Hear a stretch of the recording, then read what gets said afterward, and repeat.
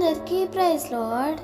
August 18 ఈరోజు దేవుని వాగ్దానము. మీ అవమానమునకు ప్రతిగా రెట్టింపు ఘనత నొందుదురు. యెషయా 61:7. నీ కుటుంబంలో, నీ బంధువులలో, నీవుంటున్న స్థలంలో నీవు అవమానించబడి తలదించుకొని కృంగిపోతున్నావా? నీ తల ఎక్కడ దించబడినదో అక్కడే నీ తల ఎత్తుటకు నీ దేవుడు సమర్థుడు.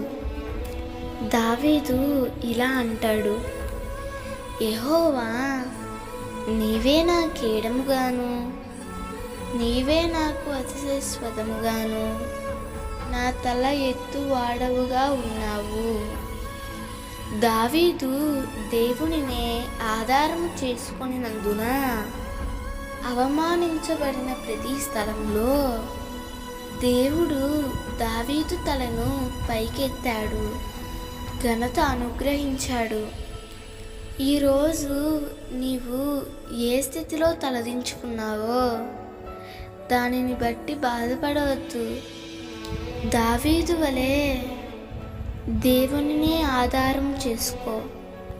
అప్పుడు నీ పరిస్థితులన్నిటినీ సరిచేసి నీ అవమానమునకు ప్రతిగా రెట్టింపు ఘనత పొందునట్లు ఎవరి వలన తలదించబడినావో వారి వలనే ఘనత పొందునట్లు నీ దేవుడు నీ పక్షముగా చేస్తాడు. దేవుని మీద ఆధారపడి రెట్టింపు ఘనతను అనుభవించు. దేవుడు ఈ వాగ్దానము నీ జీవితంలో నిశ్చయముగా నెరవేర్చునుగాక. ఆమేన్.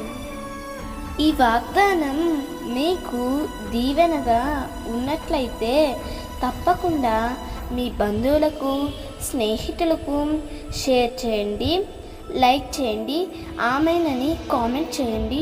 ప్రభు పనిలో పాలుభాగస్తులు కండి.